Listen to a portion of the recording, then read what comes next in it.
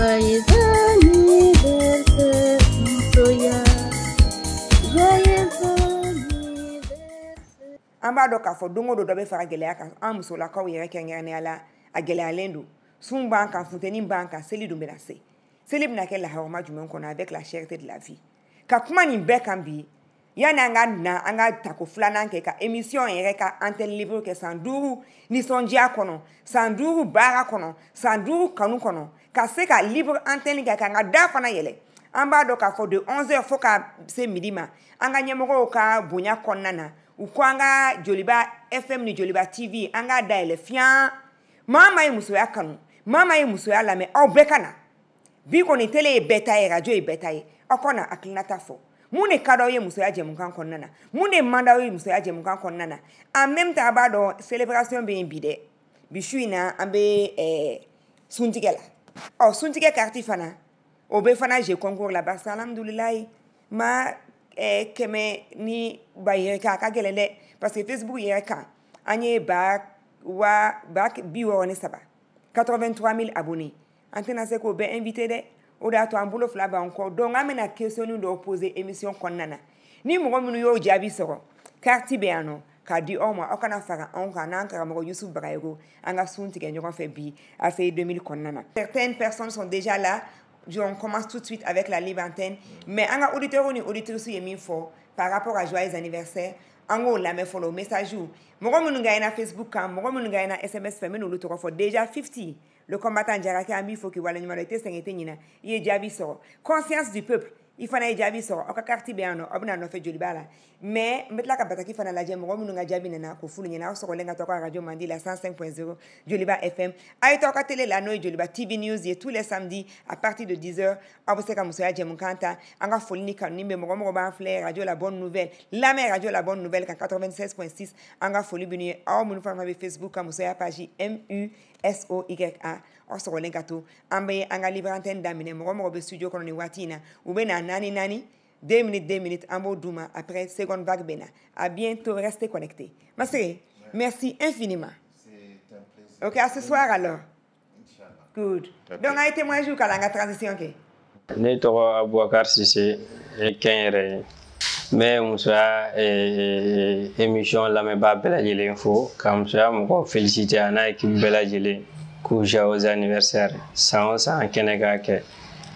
et musa ne ba su à peu près avec ninga 107 sanan nyokona bo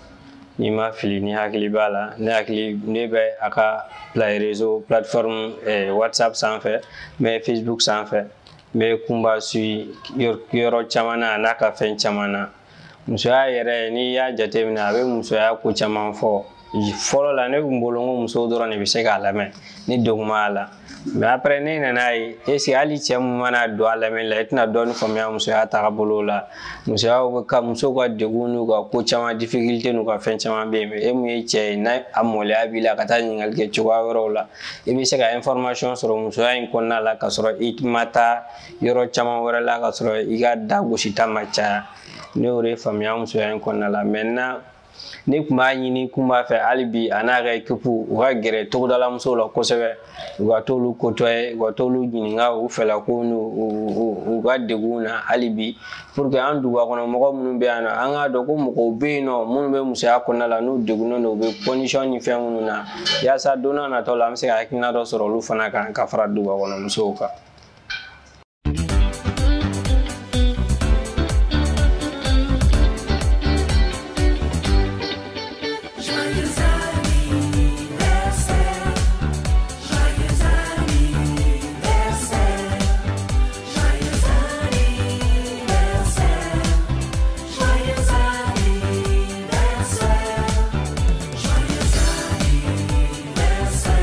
donc avec muso promotion ke kujugu donc a chesirle no muso ka tanyana donc mogom no on peut rien lui rapprocher par aka idéologie fanfala konna avec aka keleke idéologie mununa aka plateau sans fait vraiment a kechugo kay bon ayere femme kadne aka émission konna na abto kanan femme leader munu ko no exprimer plateau ka ani abe to ka révélation monu ka émission konnana o de y'a ka émission diya ne ye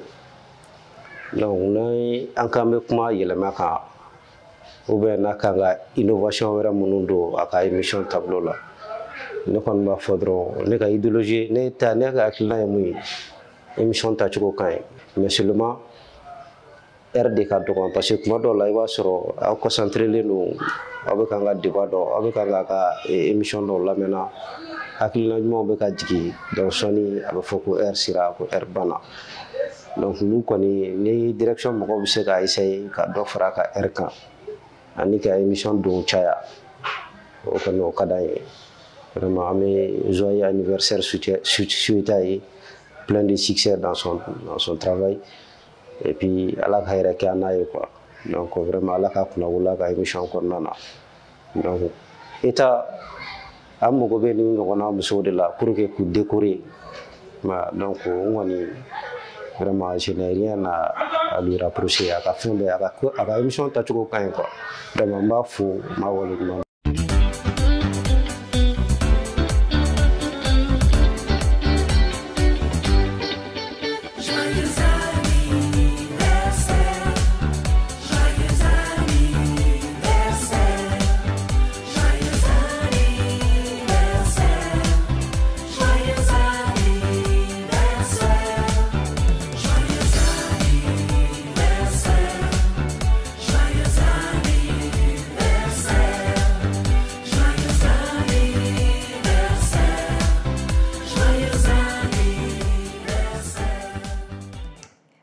libre antenne spéciale pour les 5 ans de Musoya en bon faux wala ñuma do Musoya Sandour so engagé concours diabi ou nana metla ku diabi de nya fo déjà bololo sarauka 50 le combattant jarake ale gaina ani conscience du peuple ou lu péré de diabi so Musoya émission follow le 22 avril 2017 et Musoya a 5 ans a eu 5 ans hier précisément kunu ala barkala anoka demain oka kanu konana anye Sandour so anga jemuka follow avec Grand Boubacar Traoré ala ka tungono anye émission follow ka Radio Liberté sans fait ka Télé Liberté don ala ka Musoya page depuis Musoya Adam ni fin sabadi télé et Facebook radio a sababe dam na nyoko fe ni ya Sandour anga bololo sara ulu koni jabi sola nga minu ye jabi black na nous ko 5 ans parce que c'est venu à fort ka date de fort donc le 23 avril te donc nous knyet le kelen boala do iba so donc la première émission de Musoya a eu le 22 avril 2017 donc malheureusement tigima toko black na me jabi aka numéro nani 99-90 a gaina 99-90 aka carte be joliba FM kan abise kana abata ola anga suntige be kayoro mena shuina aba détail beso ni alaka jey mo ya ise ka woleli ke me woleli kunte parce que amase woleli yoro ma folo émission konna ni ala sona mena woleli sraw amenu nubla ni téléphone ma son nou ye fouke bataki foubla kana 70 30 60 30 abe bataki foubla o doroneka 70 30 60 30 ne rebet la ka woli ngamba ni bela jeli féminité flafla o rebe di bema oh anga libre antenne konna na ngongo journée porte ouverte des billets parce que émission intéressante que fosi ni o mason ambe ake o de koso o de tado donc mi me kanga ka konna no kanga bo o de da bama bi ah ni enka ka mo ye kuma na de ni enga fla mesure de undo nganga ka mo do oh mais tu peux dire ça va? Ouais, ça tout va va bien? Ouais, ça Mon va. général, avec eux à la fin. Hein? Grand génie, eux à la fin. Ah, monsieur, à quoi il me dit? Eh bien, monsieur, à la main, depuis que moi, eh bien, c'est comme une forme. Mon décan a changé, monsieur, à la moment, a changé. Bon, monsieur, quand même, mais en la me barajekulu befo, quand en la barajekulu fanafo, quand aw yere fo aga barala. Bon, monsieur, même monsieur, la me amena doni.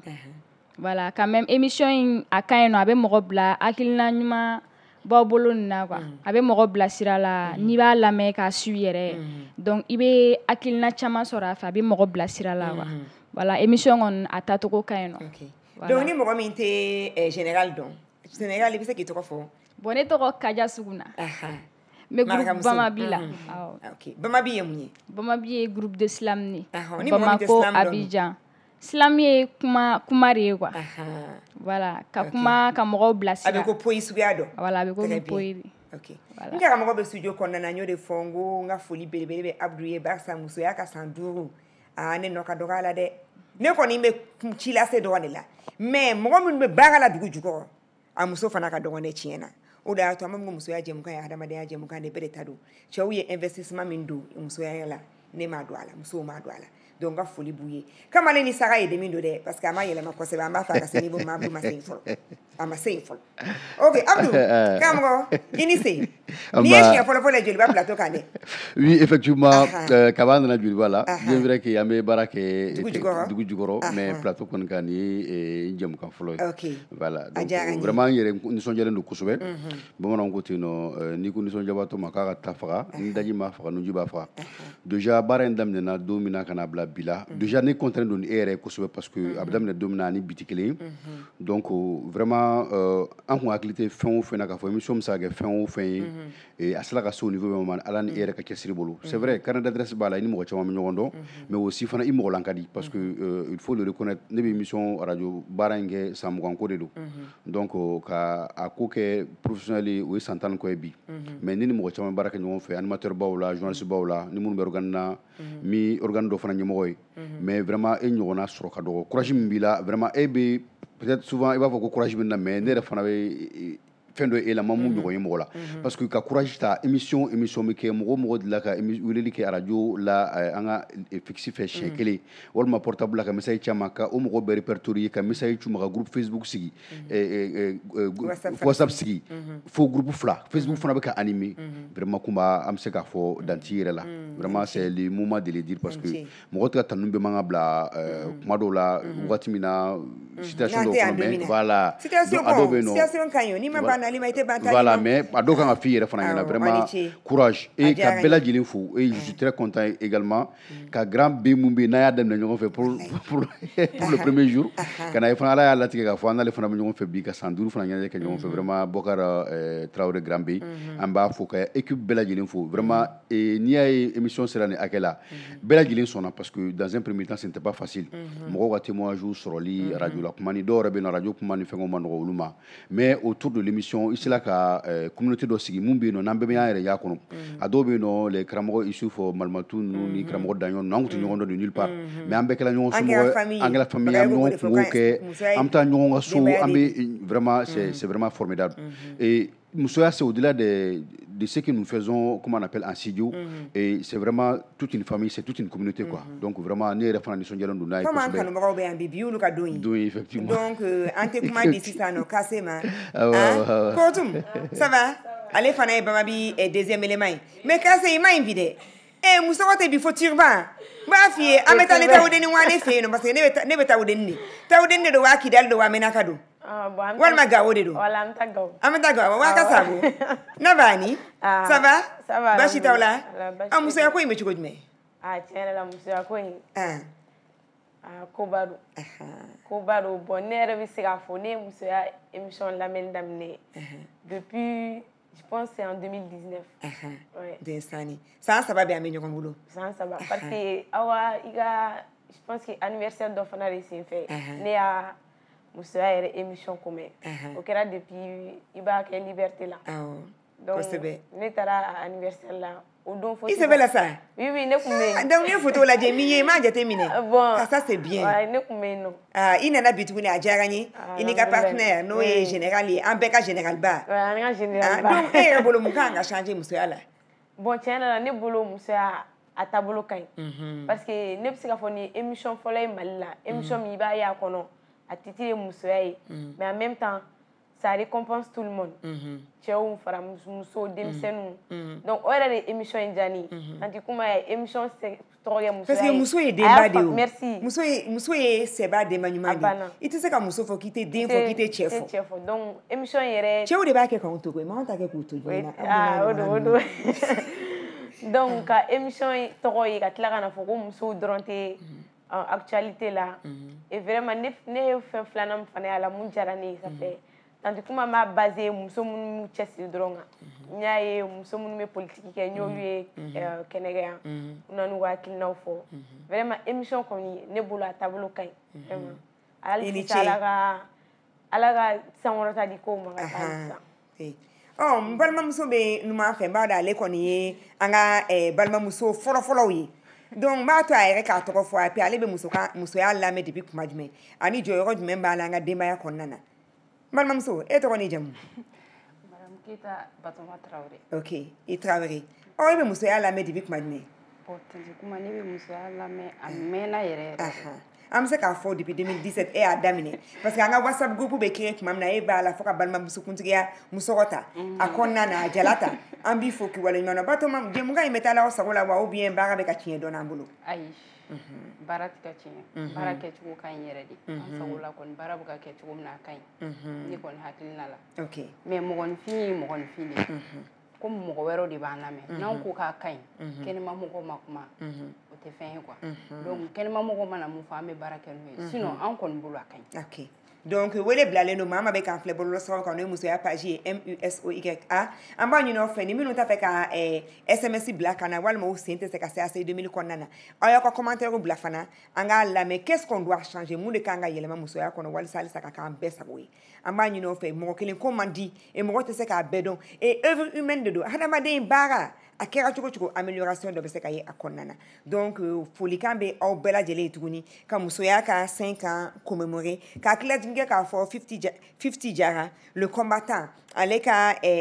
carte bɛ yan nɔ barisa gagné a y'a sɔrɔ k'a fɔ musoya émission fɔlɔ o ye le 22 avril 2017 ye a bɛ se ka n'a ka carte ta en même temps fana an balimakɛ n'o ye conscience du peuple ye ale kɔni ni an ka manager fana bɛ baara kɛ ɲɔgɔn fɛ n'o ye Tangara fana ye jaabi sɔrɔ u ka carte bɛ yan nɔ u bɛ se ka n'a ta Joliba FM na bi fo ka se suntigɛ ma an b'u tɔgɔ bila carte enveloppe kan u bɛ se ka n'a retirer et en même temps fana an balima dɔ fana an t'a dɔn ni cɛ don ni muso don ale fana gagné a ka téléphone numéro laban o ye 99 90 ye 99 90 madame Simaka fana bɛ yan nɔ a tɛ sɛgɛn a tɛ ɲinɛ ale yɛrɛ fana gagné an ka coucher concours caman na a ko Kumba walayi tu es une grande dame que Dieu te bénisse et te donne une santé de fer amin amin amin an ka foli bɛ aw bɛɛ lajɛlen a ko l'émission était le 23 avril le 23 tɛ dɛ madame Simaka le 22 de don bi de le 23 mais kunun de kun y'an ka anniversaire ye foli ni kanu bɛ aw bɛɛ lajɛlen an b'a ɲini Lamini Augustin Subi a n'u ka équipe bɛɛ lajɛlen u ka an ka témoignage soit 11 soit 12 soit 13 u k'olu k'a la an ka mɔgɔ wɛrɛ bisimila studio kɔnɔ an ka émission lamɛnbaaw n'an kanubaw minnu fana bɛ yan nɔ an b'a fɔ Bamabi ma ko k'an bɛn et puis mɔgɔ minnu bɛ yen nɔ olu ka don ka fara Batoma ni ne karamɔgɔ Abdou kan n fa fana ko k'a b'a fɛ ka dɔ fɔ donc émission yan'a ka kuncɛ an b'a ɲini Mamadou Berté parce que mɔgɔ caman b'a tɔgɔ mɛ mɔgɔ caman t'a yelen dɔn a fana bɛ na a fana bɛ kuma donc Lamini a bɛ se ka témoignage 11 k'a la nin waati in na an bɛ an ka maaw bisimila studio kɔnɔna na. Ne tɔgɔ Asetu Tanafu. En fait, ne ye émission lɛli daminɛ a ma mɛn ten mais émission taabolo ka ɲi en fait kuma ye muso cɛsirilen don a ka nin hakilina ka ɲi surtout musow ka côté la a bɛ musow la encourager k'u dɛmɛ fɛn caman la hali minnu tɛ fɛn na a b'a kɛ olu b'u cɛsiri ka dɔ kɛ a ka rubrique dɔ bɛ mun ka di ne kosɛbɛ o ye musoya ni politiki surtout o émission ka di ne trop a bɛ kuma musow ka ko kan jamana jɔcogo kɔnɔna la vraiment a ka émission min ka di ne ne kɔni bɛ mun fɔ ka encourager ka joyeux anniversaire fêter émission ye n'o ye musoya ye ala ka san caman caman yira n na surtout an minnu bɛ k'a lajɛ ala ka san caman d'an ma ani kɛnɛya toujours an ka to ka suivre o de tun ye ne ka foli ka ɲɛsin aw ma.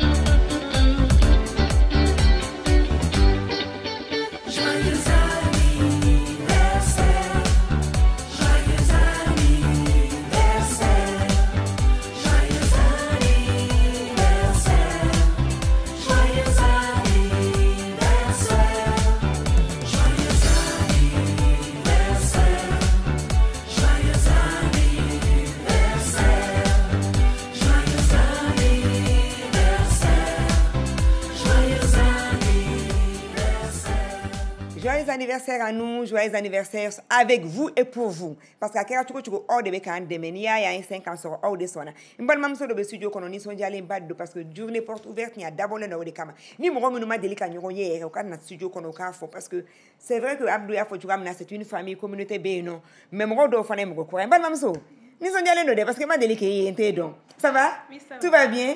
Eh, ni sun yele de wa ou bien e ka yele finesse ba la tandi. Lisonja o jara ni kosebe. E to ko? Ne to ko Khadijatu Kone. Khadijatu Kone ikoni. E be émission ina me depuis kuma me. Ne ba la me kuma chama. Aha.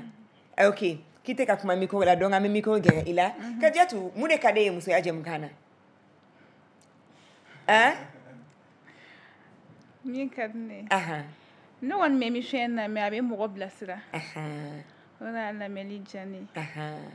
Ina na bi fana jara ni kosebe. Suntige be shuina invité le à la carte flé ni boro ba nye fie ni ta yoro do be se ka yoro nye fie ase 2000 anta fe ka fo parce que ante fe mangan ka chaya alhamdulillah jama ka chama ante se ka carte di bema o da to muni minu garske dona la nuit je concours so ou be o manana anga libre antenne na carte be di uluma parce que alhamdulillah Facebook ya ga fa na 83 000 abonnés antena se ko be invité donc mauka famia manager comment ça va bon ni fana yita ide ambe vraiment anga imprimerie faut kosebe parce que amba don olu de ni carte di drame ate ni en Bamako nouvelle service kuma bena mo be fon no ba de la nyenye ko be ke ngoma sara ka te sara ko yulu ka 5 ans kadoi donc vraiment ba faut kosebe uma drame na ka équipe bela jela na nga infographe nyuma no e José amba faut kosebe grand manager ça va oui ça va et toi ne tɔgɔ Ousmane Tangara mais caman bɛ wele ko manager dɔw yɛrɛ bɛ n bolo n wele ko TGR TGR yɛrɛ o Tangara o TGR to m'a fi mina fɔ bɛɛ ka téléphone de et puis efficace donc musoya bɛ musoya lamɛn depuis combien de temps ne bi musoya lamɛn depuis 2018 je pense que depuis am fon comme ça nani et puis ibe bataki chi ni antenne la levet la ka woleli ke vet la ka ta Facebook ka e be participer à bedela ambi faut que wala nyimando donc ika je mun kan yi mu de kadiya la il va faire mu de fana ka changer donc do sono che mi faut la se mo dama do ma parce que ni ay ay ñogon don ni ay ani auditeur yo ñogon don ani auditrice yo ñogon don ka sababu ka émission na donc ami émission fo ko sebe émission fana tɔgɔ de do mɔgɔ de b'a kɛ n'o ye animateur ou bien animatrice ye donc tante an b'i yɛrɛ fo an bɛ Abdou fo donc an bɛ auditeur fana fo ani auditrice parce que an bɛ émission de k'olu kama dɔw fana bɛ dibi la olu bɛ ka dibi la baara kɛ n'o ye an ka cadrage mɔgɔ ye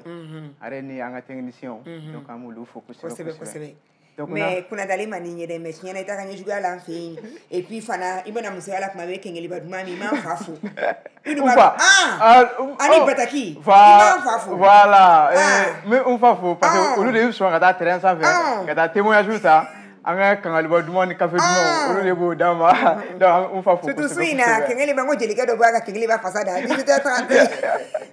kengeli ba ko ingadi da ba ka da vraiment au bella jeli kanga mu de changer donc ne mi émission na parce que en premier heure kelena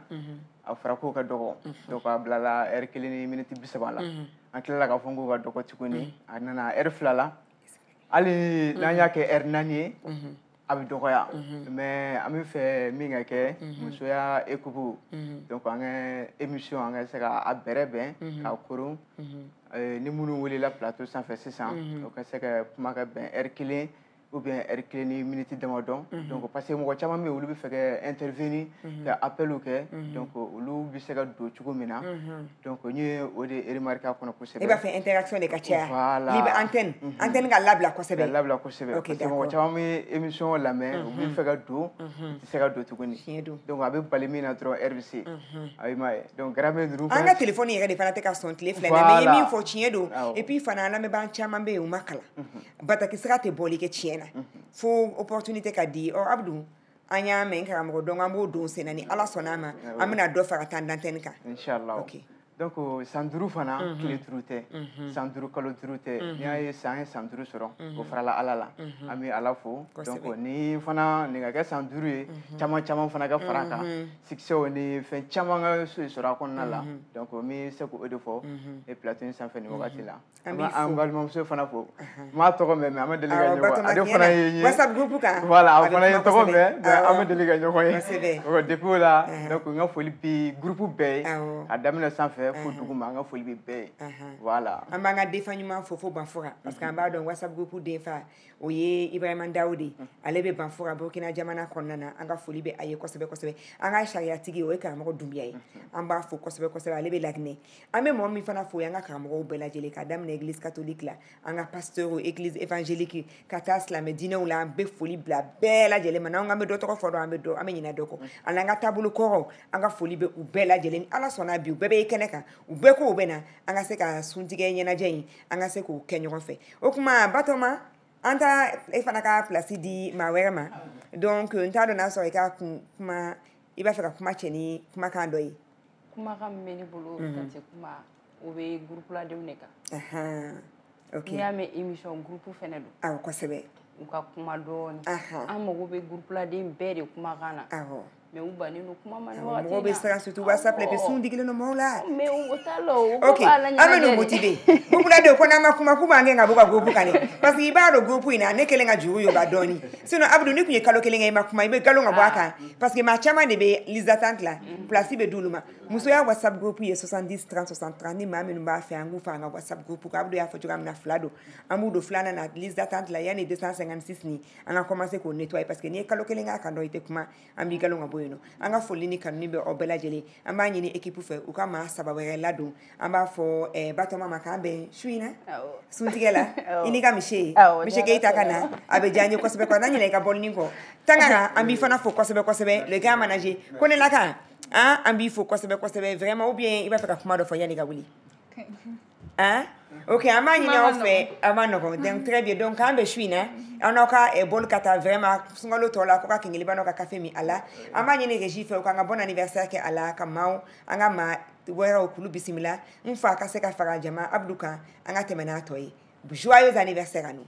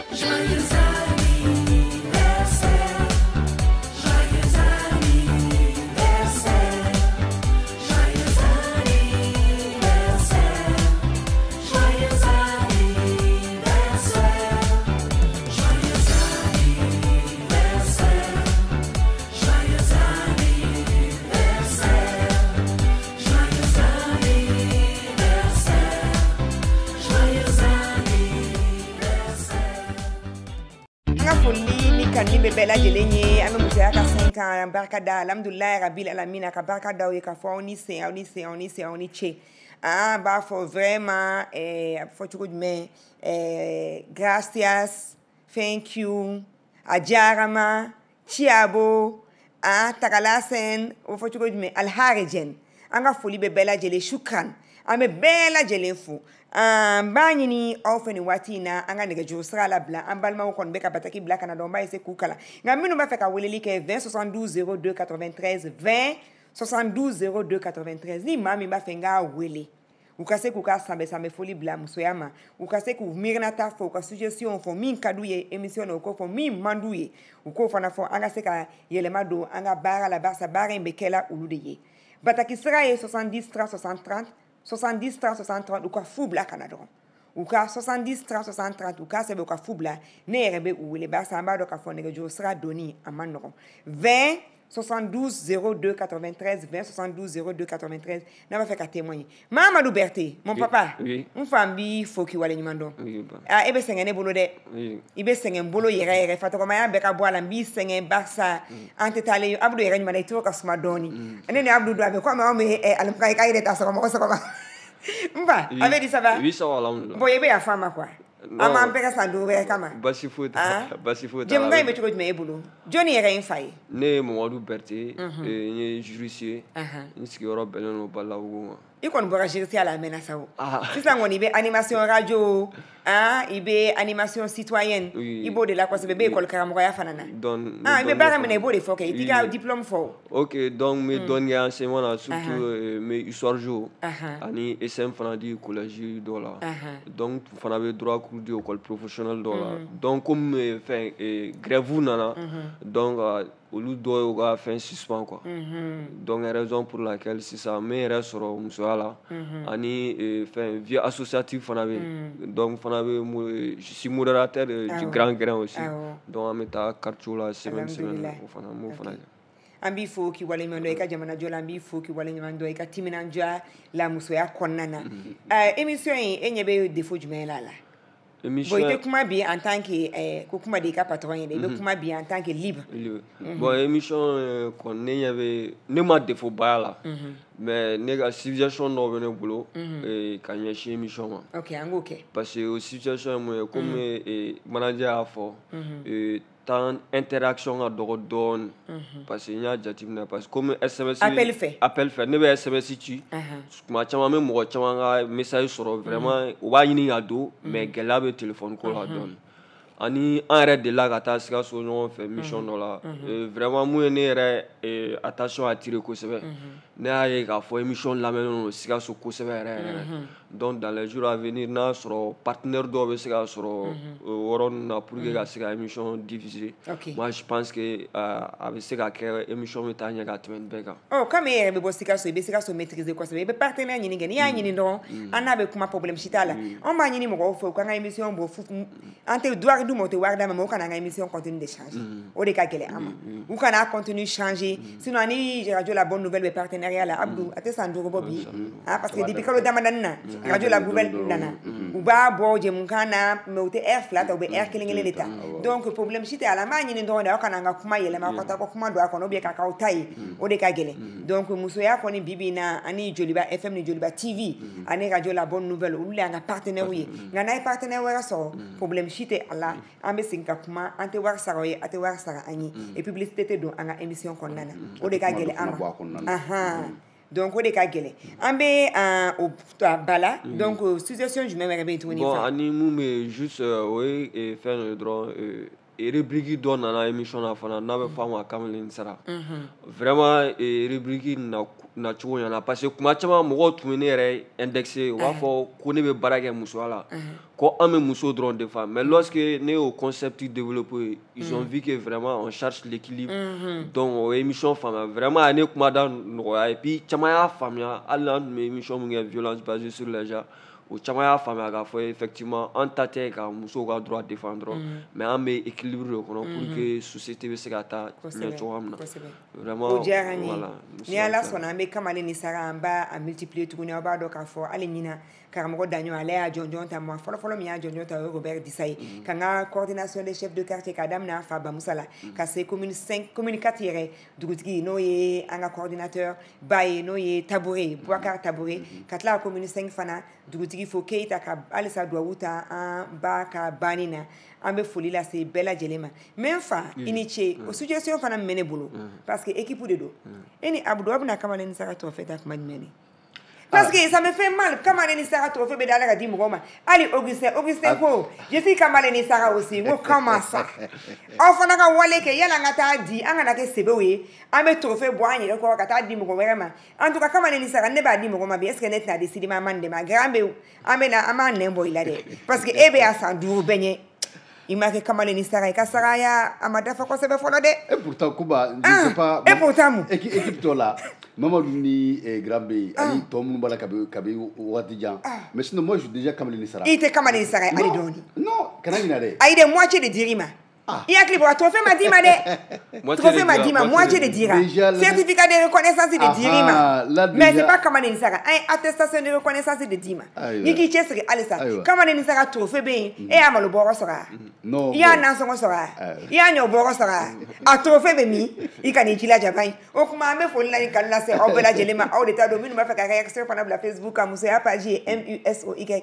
Antenne, on connaît Blaleno, ni moi, m'a fait un négociation sera là-dedans. 70, 30, 60, 30, ni Joliba, FM.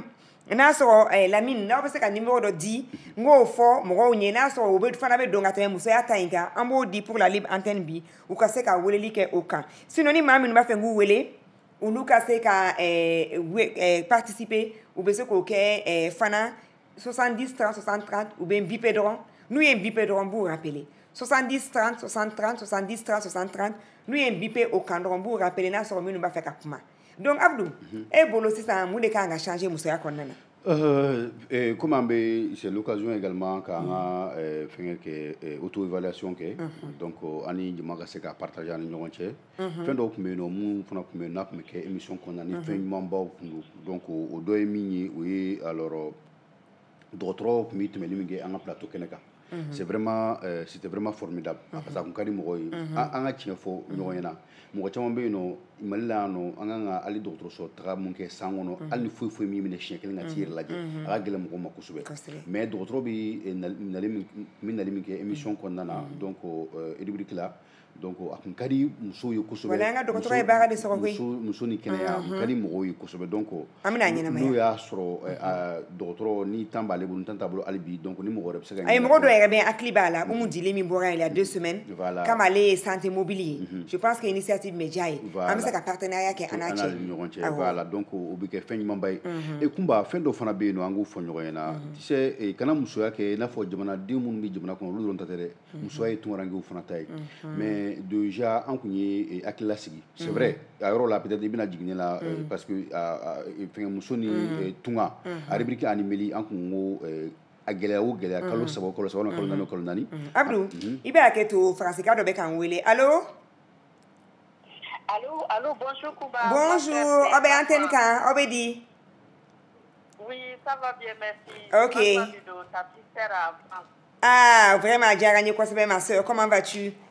Yo, de fois, Abdou ka aketo, bon, ibe direct la antenne kan? Oui. Il va faire comme fort. Bon, je fais ka folie ni Tanouni Blaye, ni ka équipe Bella Délé, au joyeux anniversaire. Donc, ça fait 5 ans en bas. Et puis on partage vos publications. Et puis on met force dans ma pour que vous puissiez continuer. Merci, merci. Merci. Merci. Aniti o jarani ala kanto nyonye e ka bo fo France nga kiredi do ka téléphone on wele a jarani kosebe ala kanto nyonye. Merci. Et puis ala ka tunga sungalo time ko nyumandi. Merci. Anga folni kan ni be bela jele ni minute se ka don amani no fo kan bi pe 70 30 60 30 anga nega jo sera fana flana 65 2 fois 52 fois 65 65 50 50 ni minute ke se lo ka do 20 ou ka weleli ke 65 65 50 50 65 65 50 50 walima ou ka weleli bipeli ke don 70 60 30 ne rebe wele walma ali sa uka bataki sera blakana bataki na Juba Sidibé ako bonjour Tante Kumba, moi je suis Juba Sidibé, je suivais l'émission depuis le premier jour à la radio Liberté et ton émission est waouh, ta voix est très bien, très longue vie à l'émission et à toute ton équipe comme soutien serele en de aller. Allô? Oui, bonjour. Bonjour, ambo foko wale nyumandon. Ça va, tu veux demander d'eau? OK, ami foko sebe. Oui. Émission mais vraiment amena kutuku. Ah, o jarani. Oui, depuis là-bas pour éclairer dans le temps de l'émission dans l'émission mais. Merci, ala kanto nyogoni, ala kakanunto. Oui. Donc pour joyeux anniversaire. Merci, un bel joyeux anniversaire. Voilà, un bel joyeux anniversaire. Merci. On a mou changer, mou bese ka améliorer. Oui, mais elle va tirer non la émission à guerre là parce que vraiment et de la moto test longini alors que toi même tu fais partie. OK anya meni ala sona. Voilà, il est moto test les bailleurs pour les dire. Merci beaucoup. Émission ça va vous merci merci. Amin amin amin. Vraiment la kantonyo goni. Ambe antenne la blalendo bela jelen il faut ka se midi ma ato minute mu ganyo yi amba nyini ma ma fe ni u ba fe ka kuma ou ka bipeli ke ni to fe ka woleli ke 70 30 60 30 ne vous rappeler 70 30 60 30 won mo ka woleli ke 65 65 50 50 65 65 50 50 parce que anyeba la ka fo gele abe appel ou la fixika donc cellulaire sera 65 65 50 50 walma 70 30 60 30 fo lini kan nimbe bela jele abdou iba ke to ko yimika kuma latige ani appel dona donc anga musoni tunga anga fana nyena maya parce que mali fana tunga ange jamane tunga gele abe ma chama kaminu betama na nu betama kaminu fana to ko a gele a chama be no anya e ka fo ali ni semeni na ambala make do be kasila bololo so fe ka be tunga na ko a dogoke ya amuson boshala donc amba do ka fo tunga ka gele e musola ka ba chama jela anye victime chama vraiment bi faut que wala nyando donc suggestion nyemi anga ese kata toko daula anga ese ka partenariat nyini ane radio che ande wor de Bamako anga ese fana ka dofara interaction kan walisa mo ka se ka appel ou ke kosebe et puis anga kenaya musoni kenaya ango fana restituer o kuma be obolo ambe Solomon Berté ale fana ka bateki dona akoko vraiment bonjour ko émission Diarale ko OK allô Allô. Oui, Anche. Anche o kakene. Bashishitana, bianga ambela jelenga sanduri amofo. Allah ka barka do Allah. Amin amin amin. Allah ka suli mandawma. Amin amin amin. Ay dim se yala wo se ma kro. Amin amin amin amin amin. Amen aw ka borla le dio. Amin. Mbe boro la meme ni kadinya la. Aha. Aga o ko ni ati daga ke ba man kana aw ni ma kro ya amma kala. Aha. Aw dun ka baraka di anye. Mamena famia soro. Do be ta to. O de ko tiene revolution te ka bloka in ko jugu. Oh merci. Ali bi ala ka o me ka ngom da tra. Amin amin amin. Ala ka chimi kena da uma ha. Merci. Eni chefa. Ala ka to nyogoni. Eni che. Folni kan ni be obela jele muso ya jem kan kanu bawo. Amba obela jele fo Joliba FM ni Joliba TV radio La Bonne Nouvelle anga foli be obela jele mo minu ma sui polo bolo sera o fe amba nga ambassadeur fo ko sebe. Umu Salsek amba fo. Barsa madame Excellence madame l'ambassadeur ate sengate ni na samedi o samedi asogole maka bololo sera fe Allemagne nga foli bayi nga foli be flani flaw ye no madame le ministre Bintou Fune Samake amni madame la ministre asetu Fune ube Samake beje mukan ila me kwase be bandeme nga foli be ube ko ma shuina ni alasona ube na nga sunti ke nyoko fe toko kacha be mbake nyoko ni karamo ni ko rodofo no madame Diabaté Fatoumata Diomana radio Clédouka madame la maire mbafo kosebe parce que t'as fait la mairesse for mes mères musoma bafou parce que aller de kanunyo kasora tendo mo mana sama kuma a jole be no bafou musoya de mbaka chade makadi ka chela ka o de fo parce que musola ka on retado donc ni maman trop fa kana digula Solomon Berté ko vraiment ko émission intabolo kadale ko je voulais venir vous témoigner de mon admiration profonde pour l'émission musoya mais ko wera dona c'est moi ko sino ka kada ere kana anga folini kanu be be nega jo sera 65 65 50 50 65 65 50 50 ni minu ba fe ka woleli ke nega jo sera blalendo Abubakar Ba ka bo kalama aseyile ale ko vraiment joyeux anniversaire ko à nos 100 ans ko alaka jemuka intani ko alaka sanke meyira ana ko kuma metla kata bololo fana kan ka laje ni nyiningali ni ubi bataki do no fana na Facebook sera au fait enfin kuma merebe ya bon je pense que Chaman Ronfola tout a été dit donc je pense que on met jatnere gesa pour que se ka corriger watimna ka ben tama sinon beaucoup a été dit très bien Ok, carrément. Oui, autre chose. Voilà. Donc, si ça, émission est un fois chumena, bella jine bikanga ire yakono. Déjà, ani et tunrange uta rofo, parce que tunrange uta muna c'est important ici. Et ben malien na gete mumbole no binam ka baraka noyi. Okoro ni mali malde sigi sabawo saba, kelimbi tungana. Donc okoro fana joro ka bunku so. Fon fami ke jamana kuna no, surtout munu mi ke bollo srofe. Ire ay appel folom dona ka bo. Allô? Allô? Oui, Ante? Allô? Ma nito. Eh, maka jo sabati ka wodi ka bamba kuda ka mo danyo. Ika wole li jaga ni danyo. Ma tom ko gadi. Kuma bibolo. Ma ko nayi so la me. Seigneur la yi so jara nunu jara musu. Merci. Ala ka sanja mo fona jira. Amin amin amin. Jiran kan mana. Amin amin. Ta jiran la shelena. Amin amin. Sanduru dafa ko ba ti sanduru dafa da.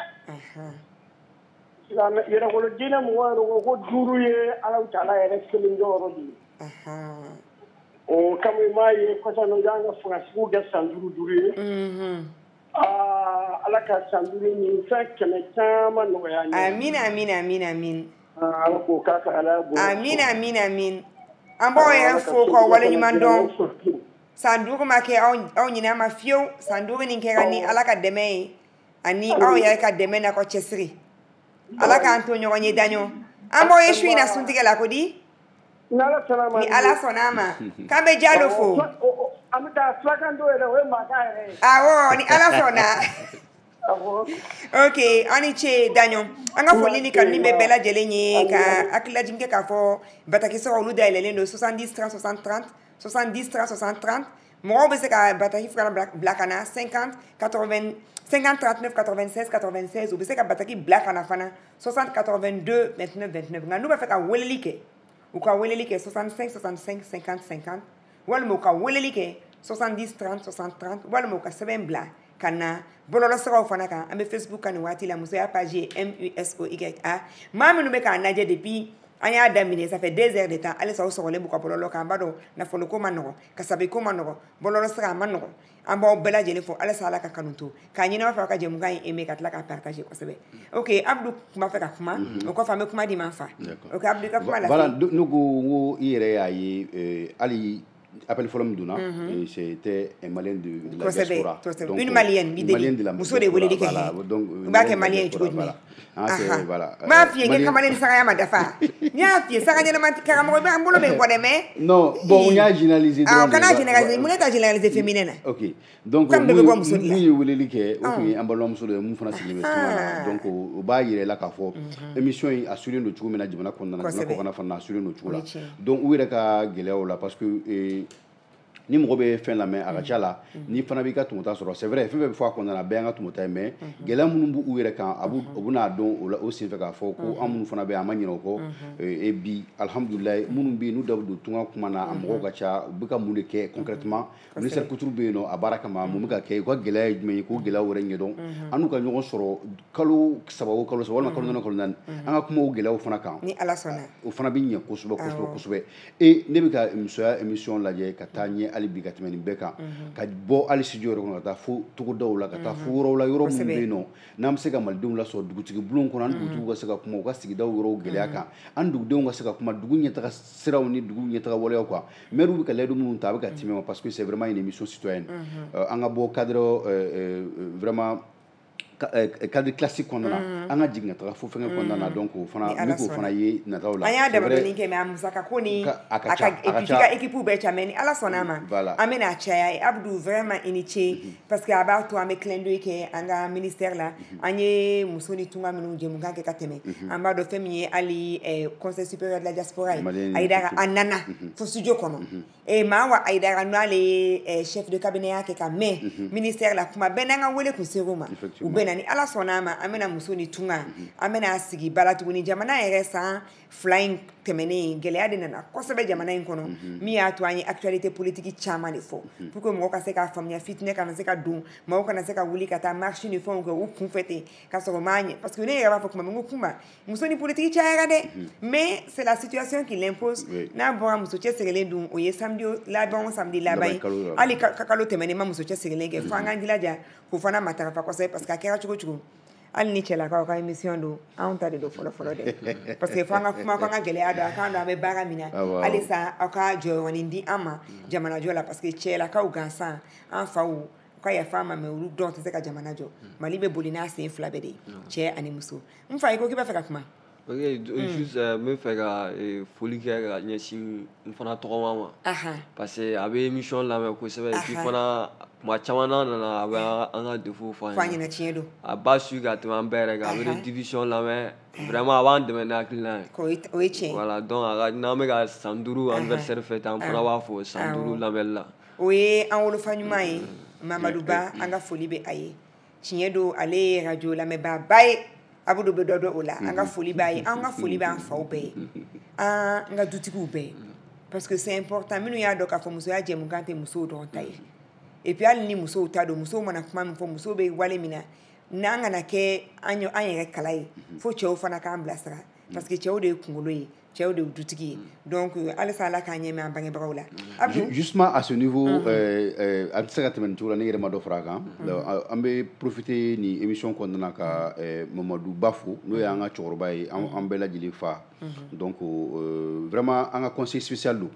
parce que déjà a tɔgɔma y'a fɔ cogo min na an bɔ émission na émission tagacogo ani d'une manière générale an bɛ thème minnu fɛngɛ kɛ an ka anglais traitement ni fɛngɛw n'an taala tiɲɛna a fana bɛ feedback ɲuman kɛ an ye kuma bɛɛ a b'an bilasira vraiment c'est pas donné à tout le monde o fana ye an bolo garijɛgɛba ye c'est une grande chance pour nous et c'est le moment k'a fana fo a ka don o don bilasiraliko ɲuman na a tɛ sɛgɛn a tɛ ɲinɛ min na donc k'a fɔ ala ka sijan ni kɛnɛ laban ko ɲuman d'a ma ala k'an ɲɛmɛlen to a la hali bi ala k'a mɛn k'an ladi amin halisa k'a tilajin kɛ k'a fɔ bɔlɔlɔsiraw olu dayɛlɛlen don musoya page ye MUSOYA Facebook sanfɛ an bɛ Twitter kan an bɛ Instagram kan an ka di mɔgɔw ye u b'u ka commentaire bila u bɛɛ la en même temps bataki sira olu fana dayɛlɛlen don 70 30 60 30 70 30 60 30 60 82 29 29 50 39 96 96 n'aw b'a fɛ ka weleli kɛ parce que aw tɛ fɛ ka sɛbɛnni kɛ weleli sira 65 65 50 50 wɔɔrɔ duuru siɲɛ 2 ani 50 donc duuru ani fu 65 65 50 50 kulu bɛ ɲini ka se Chama Abdou an bɛ foli bila an fɔlɔ ma parce que fitiriwaleya o man ɲi nɔ n bɛ ma ɲini a yɛrɛ ka foli waati in na n'ale ye joliden ye radio liberté sanfɛ barisa an fɔlɔ allo an tulo b'aw la allo awɔ an tulo b'aw la aw bisimila naamu somɔgɔ i ni sɔgɔma nse an ni sɔgɔma n b'i fo kosɛbɛ n b'a émission lamɛn a ka diyara n ye ala ka san caman yira amin invité bɛɛ fo an tulo b'i la an b'i fo k'i waleɲuman dɔn k'an kanubaa bɛɛ fo aw ni ce k'an ba tata madame Aïdara fana fo kosɛbɛ Dawudabugu n ka foli bɛ bɛɛ lajɛlen an ni ce foli tun bɛ Mayini Aïdara de la joliden Abdou Barsa le 22 avril 2017 n kɛtɔ ka émission fɔlɔ kɛ ni Samori sɔnna an ka partenariat ma n'o ye radio liberté ɲɛmaaba ye f'an ka foli bila a la n kun bɛ yɛrɛyɛrɛ n ma deli ka kuma si bɛ radio la ni Mayini Aïdara nana sigi kɛrɛfɛ ani JP le jeune parisien nana sigi kɛrɛfɛ an ye émission kɛ ɲɔgɔn fɛ k'an ka dugutigilakaw fo Bamusa ka bonya kɔnɔna na ka tabouret bila ka na an ka foli b'u ye sisan san kelen an bɛ Joliba FM na ni Joliba TV an b'an baarakɛ ɲɔgɔn bɛɛ fo k'a daminɛ ɲɛmaaba la n'o ye Iba Konare k'a fo ka segin k'a fo k'an ka vigiles fo Keita hali n'ale tiɲɛ bilen an lasago ko kuma ɲuman an hakili sigiliko ɲuman ani an mɔgɔ n'u bɛ Joliba la k'a daminɛ Atayer la hali n'an c'était journal ni olu yɔrɔ édition ninnu yɔrɔ la mais bɛɛ bonya ni karama n'a mago bɛ mɔgɔ la a kɛra photo ye o a kɛra vidéo ye o a kɛra témoignage ye o an bɛ équipe fo kosɛbɛ mɔgɔ bɛ fo i yɛrɛ ko la an bɛ Sidi Mama ni Sidibe parce que ale tɛ musoya équipe la officiellement nka a b'i jilaja samedi o samedi ka n'a lajɛ an bɛ cogoya min na kanu de b'o kɛ dɛ an ka foli b'u ye halisa Ala k'an to ɲɔgɔn ye ani minnu bɛ témoignage kɛ parce que radio la kuma ma nɔgɔn dɛ mais mana ta u bɛ sɔn an b'u bila jɔ tile kɔrɔ an bɛ boli u nɔfɛ kuma dɔ la an t'a su dɔw la u bɛ sɔn an ka foli bɛ u bɛɛ ye Abdou ko ni tɛ ka ɲinɛ mɔgɔ dɔw kɔ dɛ musoya partenaire ka ca a ka ca dɛ donc quand même mun kɔni ye forobafoli ye bɛɛ k'i yɛrɛ y'o kɔnɔ o ye k'a fɔ an bɛ bɛɛ lajɛlen fo mɔgɔ fɛn fɛn y'an dɛmɛ k'a daminɛ a daminɛ na ka na se bi ma o ka caya fɔ cogo min na an bɛ se k'a fɔ parce que émission na déjà ni san kelen ta o bɛ émission 52 de ma donc n'an ye san 5 ta o la o kɔni o ye émission 200 ani kɔ de donc ce qui veut dire que an bɛ don min na i n'a fɔ bi vraiment mɔgɔ o mɔgɔ kɛla an dɛmɛbaga ye k'a daminɛ a daminɛ don na ka na bila bi la u ka ca an tɛ se ka bɛɛ tɔgɔ fɔ vraiment bɛɛ k'i yɛrɛ ye ni foli kɔnɔ bɛɛ ni ce i yɛrɛ ye i ye kuma kelen o kuma kelen fɔ i k'a dɔn k'a fɔ a donna faso jɔ baaraw de da fɛ a donna jamana ko baara da fɛ a donna fɛn da fɛ fɛn min bɛ jamana ka ɲɛtaa n'a ka yiriwa ani an ka bɛn surtout an ka se ka sigiw kɛ danmu na parce que ni mɔgɔw bɛ ɲɔgɔn kan ni niw ma ɲɔgɔn minɛ ni kow ka ca mɔgɔw ma c'est vraiment compliqué. Alou Traoré don wa i b'a fɛ ka témoignage de kɛ Alou. Ok, d'accord. Eh bien, antenne quand? Ok, merci. Aïe, Traoré. Merci beaucoup. Kabo Manyamou Kwani. Oui. Tout d'abord, je tiens à souhaiter joyeux anniversaire à l'émission. Merci. Il y a nos 100 ans. Amin, ya Rabbi. Bon, j'écoute l'émission depuis 2017, si je me trompe. Waouh, Iniché. Vraiment, l'émission Jamoukaï. C'est comme un for de émission. Depuis un certain temps, nous sommes à côté de madame. Donc, à tout moment, il faut courageux de nous émission. Bon, non, c'est une émission qui est très importante. Vraiment, je ne peux que vous remercier et vous encourager. Traoré, merci. Amin. Ala k'an to ɲɔgɔn ye an b'i fo k'i waleɲuman dɔn Traoré k'an bɛ Maɲanbugukaw bɛɛ lajɛlen fo an kanubaw bɛɛ lajɛlen an b'aw bɛɛ fo ka yafa ɲini aw fɛ parce que fili tɛ ban an ka kuma na radio baara ma nɔgɔn Abdou kunu sera si an ma miniti 2 dɔrɔn de tora an bɛ mɔgɔw bilasirali kuma kɛ jumɛn ye an bɛ mɔgɔw bilasirali kuma kɛ min ye n'i y'a mɛn k'a fɔ ko radio fanga foyi tɛ radio n'a lamɛnbaaw tɛ o ka to an ka to ɲɔgɔn bolo an ka ɲɔgɔn dɛmɛ walasa an ka laɲini ye min ye n'o ye jamanadenw ka se ka to minɛn kelen kɔnɔ parce que vraiment an bɛ fɛn o fɛn na bi i mana diɲɛ fɛn o fɛn sɔrɔ i bɛ jamana min kɔnɔ n'o jamana ma kɛ jamana basigilen ni mɔgɔw ma bɛn ni mɔgɔw ma se ka ɲɔgɔn kun sigi la dɔrɔn fɛn fɛn sɔrɔla a bɛɛ lajɛlen bɛ se ka tiɲɛ su kɔnɔ dugusajɛ cɛ donc an ka to ɲɔgɔn fɛ i n'a fɔ an y'a fɔ cogo min na il y a toute une communauté derrière comme on appelle cette émission émission in bɔra émission ya la quoi a kɛra fɛn wɛrɛ de ye parce que mɔgɔw ye ɲɔgɔn dɔn a kɔnɔ liens tɛ se la ka se hakɛ dɔ ma vraiment an ka to ɲɔgɔn bolo walasa an bɛ se ka ɲɔgɔn dɛmɛ hakilila ye min ye ka se ka o sabati kuma k'i yɛrɛ fo vraiment an tɛ sɛgɛn i foli la k'i fo k'i waleɲuman dɔn mɔgɔ o mɔgɔ fana delila ka d'an na partenaires fana na k'an dɛmɛ ka bɛ émission daminɛ don ni bi cɛ gouvernement nafolo donna a la gouvernement yɛrɛ b'o la ministres bɛ na donc ka se partenaire tɔw ma vraiment partenaire fitinin tɛ yen an bɛ bɛɛ fo ko nin y'u bɛɛ ka seli ye san caman t'a la k'o jira an na an ye format kura minnu fana fɔ an bɛ fɛ ka yɛlɛma kura minnu kɛ a tɛ se ka taa moyens kɔ u ka na o n'an bɛ se ka fɛn fɛn kɛ ɲɔgɔn fɛ an b'a lajɛ ɲɔgɔn fɛ donc walasa o fɛn bɛɛ lajɛlen ka se ka kɛ jamukan an bɛ fɛ ka se hakɛ min na a ka se ka se o kundama na an bɛ bɛɛ fo an b'i fo Abdou Nfa an bɛ bilasirali kuma kɛ jumɛn ye an bilasirali kuma an bɛ foli lase yɛrɛ ma an bɛ dugawu kɛ Ala ka si ni kɛnɛya di ma amin Ala ka émission sankɔrɔta amin an bɛ dugawu kɛ Ala ka jamana kolo sumaya amin ni Ala sɔnna ma an bɛ laɲini kɔ a bɛ sabati inchallah Ala sɔnna an bɛ bɛɛ lajɛlen fo k'a fɔ aw ni ce an bɛ foli ni kanuni bila bɛɛ lajɛlen ma ka tilajin kɛ k'a fɔ 50 le combattant i ka carte bɛ Joliba FM na ACI kɔnɔ i bɛ se ka n'a ta fɛn min ye conscience du peuple ye olu taara ka carte u nana u ka carte minɛ ka ban a dir'u ma ani maa minnu gagnera fana bataki laban a ka téléphone numéro ye 99 90 92 ani 9 ni 0 99 90 maa min ka jaabi ye o ye téléphone numéro ye a fana gagnera an b'a ka carte bila yan k'a tɔgɔ sɛbɛn ka numéro sɛbɛn a kan n'a nana Joliba la a bɛ se ka carte ta an b'a fɔ bɛɛ lajɛlen ko Ala ka an to ɲɔgɔn ye aw ni ce kanu na aw ni ce lamɛnni na aw ni ce bɛrɛbɛli la musoya jɛmukan ye aw de ta ye aw de ta don ka sugo ka dugu jɛ o kuma bɛ continuer baro bɛ continuer halisa ni suggestion bɛ aw bolo aw bɛ se k'an wele 70 30 60 30 aw bɛ se ka bataki caman ni suggestion bɛ aw bolo aw bɛ se k'a bila an ka Facebook kan musoya page ye MUSOYA aw bɛ se ka SMS ci aw bɛ se k'a bila Facebook kan an bɛ Twitter kan an bɛ LinkedIn kan aw bɛ réseaux sociaux fɛn o fɛn dɔn an b'a bɛɛ kan donc MUS kelen dɔrɔn aw kana kɛ S kɛ fila ye 0YA an b'a fɔ bɛɛ lajɛlen k'an bɛn san 5 wɛrɛ an ka se k'o kɛ ɲɔgɔn fɛ sini kɛnɛya labanko ɲuman ka yafa bɔrɛ ɲini minnu an bɛna fili minnu fana k'a ka yafa ma depuis dɛ donc minnu ye carte sɔrɔ ani minnu ye welela barisa an y'a fɔ an tɛ se ka bɛɛ wele an ka muso cɛsirilenw an jigi b'a kɔ k'a fɔ bi aw bɛ fara an kan 18h30 an bɛ ka sun tigɛ ɲɔgɔn fɛ n'an ka karamɔgɔlakaw ka dɛmɛ n'u ka barika n'u ka duwawu ɲinini kuma à la semaine prochaine et joyeux anniversaire encore à nous merci à tout le monde ala k'a to an kɔnɔ